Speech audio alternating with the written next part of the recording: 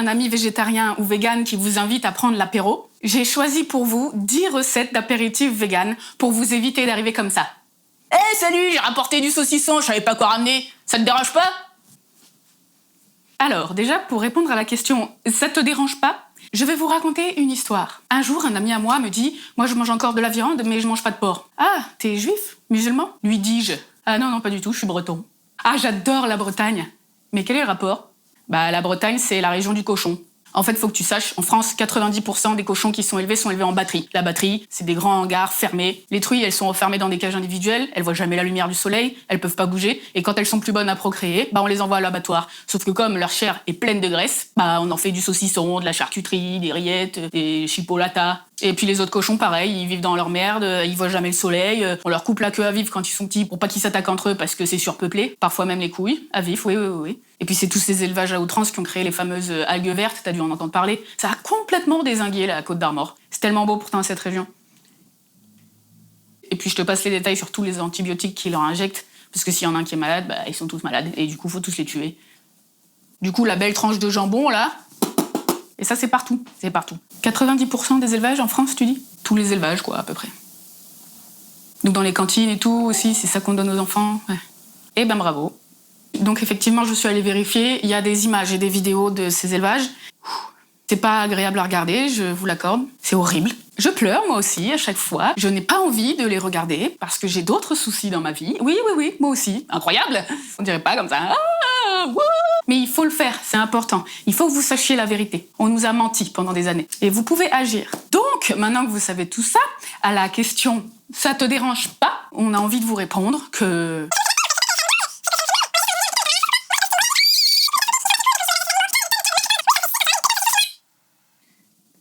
Donc on va éviter ?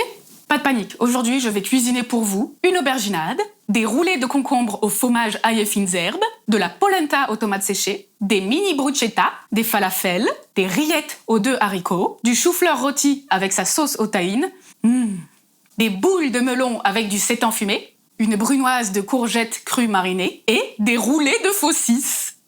Il y a des milliers d'autres options, mais ces 10 recettes sont vraiment mes préférées. Et elles sont toutes véganes. Oui, monsieur, oui.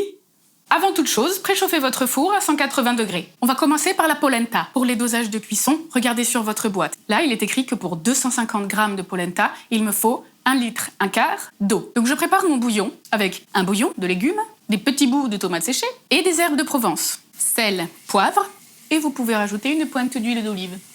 Ajoutez votre polenta quand votre bouillon est à ébullition et mélangez sans cesse jusqu'à ce que la polenta se décolle des bords et fasse des... Et vous allez la mouler dans un grand plat rectangulaire et la placer au frais pendant 1 heure ou 2.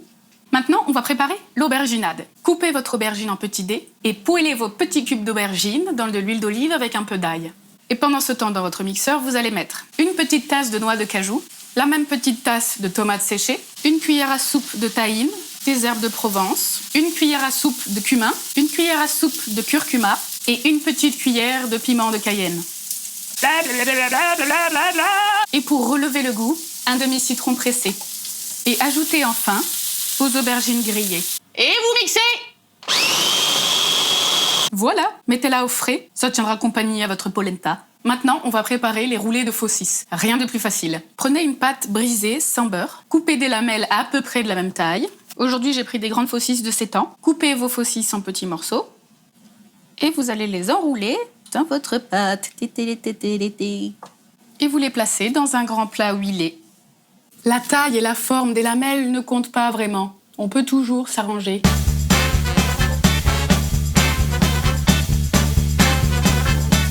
Et enfournez pour 20 minutes à 180 degrés. Pendant que ça cuit, on va préparer les courgettes marinées. Prenez 4 courgettes, épluchez-les et on va les couper en brunoises. C'est un terme de cuisine qui veut dire tout petit cube. Donc la technique, c'est d'abord de les couper en 2, puis dans la longueur, et ça fait des petits cubes. Et si ça fait des petits rectangles, recoupez par-dessus.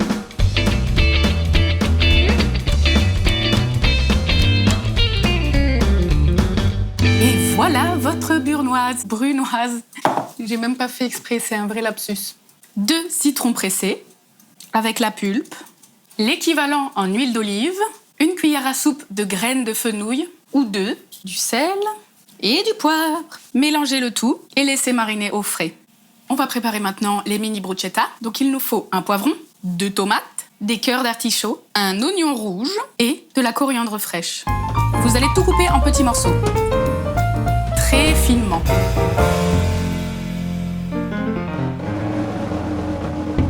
Huile d'olive, du sel, du poivre et mélangez bien. Tranchez votre baguette, huilez votre plat, placez vos petits bouts de pain et créez vos bruschetta. Et voilà. Bon, là j'en ai mis partout, comme disait le jeune marié. Mais c'est pas grave, tous les légumes vont cuire et vous pourrez mieux les dresser une fois que vous les servirez. Et enfournez à 180 une vingtaine de minutes. Le mieux pour les falafels, c'est de prendre des pois chiches crus que vous faites tremper toute la nuit. Là, j'ai pris 250 grammes. Et on va les concasser. On ne va pas tout à fait les mixer. Il ne faut pas que ça fasse une pâte. On se retrouve donc avec un concassé de pois chiches crus. Et on va faire cuire ce concassé de pois chiches dans une grande poêle avec de l'huile d'olive et 25 centilitres d'eau pendant 20 minutes. Pendant ce temps, on va préparer une sauce que j'adore pour accompagner les falafels, du yaourt de soja avec de la menthe. Dans mes falafels, j'aime rajouter des graines de tournesol et des graines de sésame. Une cuillère à soupe de cumin, une cuillère à soupe de curcuma et un beau bouquet de persil frais. Et mixez le tout. Dans un saladier, mélangez vos pois chiches cuits avec votre mélange d'épices. Ça, c'est une version vraiment simple et je préfère les faire au four parce que c'est moins gras. Avec des pois chiches pré-cuits en boîte, ça marche aussi, mais vous n'aurez pas la même texture. Formez donc vos boulettes, placez-les dans un plat huilé et enfournez à 180 degrés pendant 20 minutes. Et avec ces doses-là, j'ai pu faire 20 falafels. Vous me suivez ou vous vous êtes endormi? Vous n'êtes pas obligé de tout faire, vous pouvez faire qu'une seule recette. On continue? Donc maintenant, on va faire des roulés de concombre et je vais vous montrer comment faire du fromage à tartiner, ail et fines herbes. Pour le fromage, c'est très facile. Il vous faut un peu de ciboulette, un demi-citron, 100 g de tofu lacto-fermenté. En cuisine végane, on utilise beaucoup le tofu lacto-fermenté pour faire des fromages. C'est un tofu qui a le goût de la fermentation qu'on retrouve dans les fromages. On le trouve très facilement en magasin bio. Une petite tasse de noix de cajou et une gousse d'ail. Et vous mixez! Et on va faire des tagliatelles de concombre. Prenez un gros concombre, épluchez-le, et on va faire les tagliatelles avec un économe, tout simplement. Le centre du concombre, c'est quasiment que des graines d'eau, donc on ne va pas l'utiliser. Gardez-le pour plus tard, ou mangez-le tout de suite. Et roulez. Quelques petites graines de pavot en déco. Oh, c'est joli. Et c'est très très bon. Pour le chou-fleur, on va le faire rôtir à 200 degrés avec de l'huile d'olive, du piment et du paprika pendant 20 minutes.